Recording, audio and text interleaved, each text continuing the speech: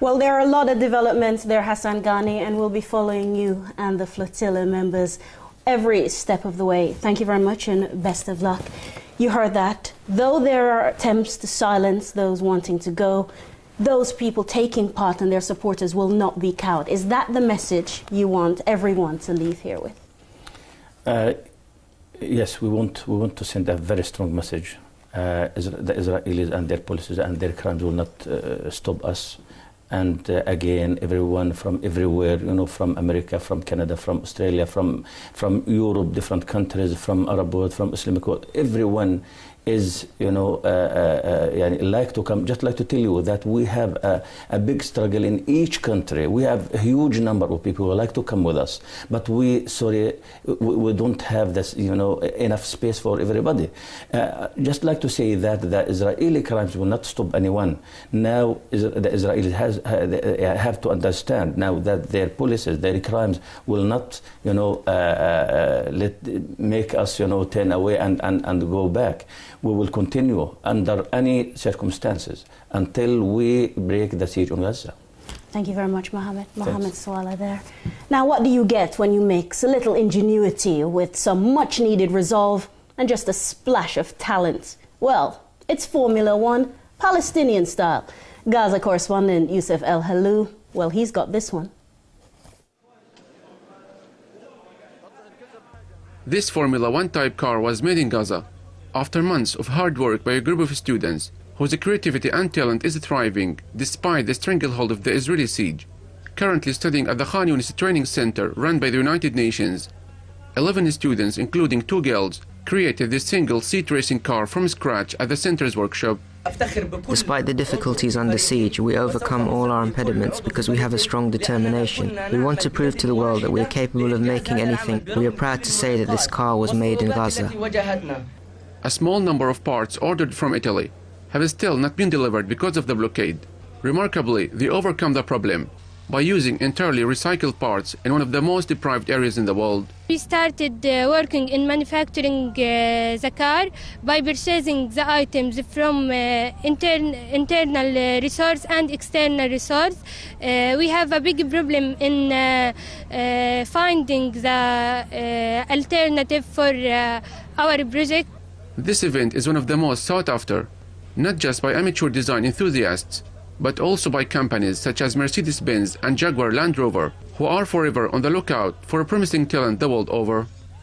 The recent successful official test drive of their amateur design has given further hope to this group towards participation for this year's prestigious Formula Student Contest at the Silverstone Circuit of UK, organized by the Institution for Mechanical Engineers, scheduled to be held next month. This competition is extremely important for our students and for our people, and I would like to throw this competition just to tell the whole world, please give us a chance. But their dream to participate could be jeopardized as the group is facing a serious impediment, which is the gaining the funds to sponsor shipping their car and travel costs for the UK for the competition.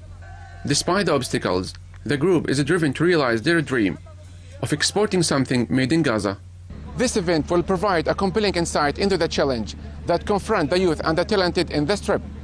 Youssef El Halou, reporting for Remember Palestine, Gaza.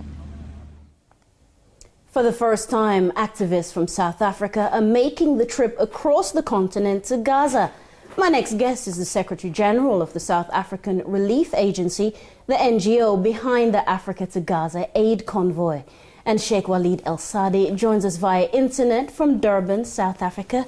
I wanted to say a warm welcome to the program. And what was the inspiration behind the convoy? Bismillah ar-Rahman ar-Rahim. Last year, July, we have entered the city of Gaza with a convoy from Egypt. And the people of Gaza, the official, also the government official of Gaza, their dream is to see a convoy coming from the South African region through Africa, reach the Gaza people. Because as you know, and everybody know that there is 3 or more than 3, I think 4 convoys have left Europe, through Europe to Gaza. So we took that initiative, first of all, to conscientize Africa about what's happening in Gaza, especially that siege which have been imposed on the Gazan people for almost 6 years now. And secondly, to reach the people of Gaza, driving the most 10,000 kilometers from South Africa, reaching the people of Gaza through Sudan, and from Sudan we're going to take a ferry boat to take us from Port Sudan to Al Arish, because as you know, the Egyptian not allowing us to drive in any of Egypt roads with our convoy. So yes, it is support and to have solidarity with the people of Gaza and to conscientize Africa. Well, we wish you the very best of luck, and we'll be checking back in with you to find out the progress of this historic convoy. Thank you very much, Sheikh Walid. And of course, all across the world, activists and civil society want to remind the Palestinians that they've simply not been forgotten. Here's our regular roundup of recent events.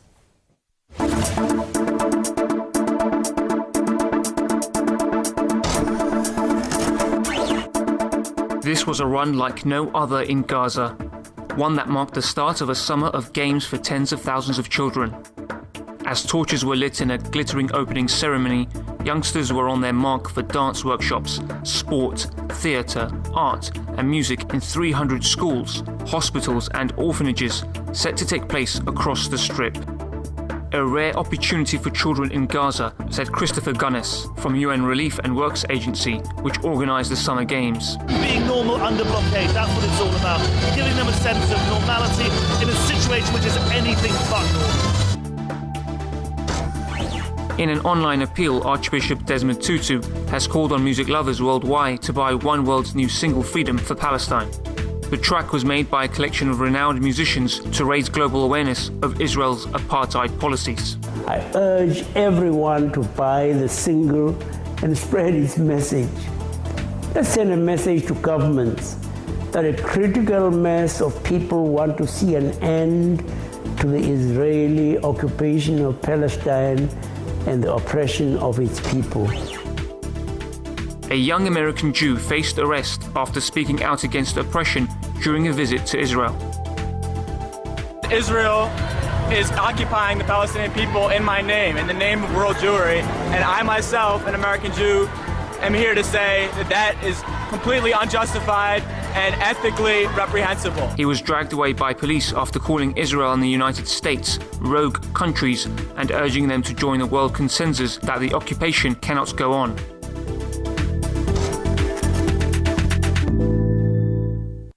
Now don't forget, you can text the Remember Palestine team with your comments about the issues raised in today's programme on +44 78 00 000 377. You can also email us your comments, any interesting stories about Palestine, or even send us a 30-second message through your webcam to our email rp@presstv.co.uk. And don't forget, you can always add your comments on our Facebook wall and even send any pictures, songs or videos you would like us to feature. We look forward to hearing from you. Well, I'm afraid that's your lot for this week. Thank you to my guests for all their patience and, of course, to you for watching.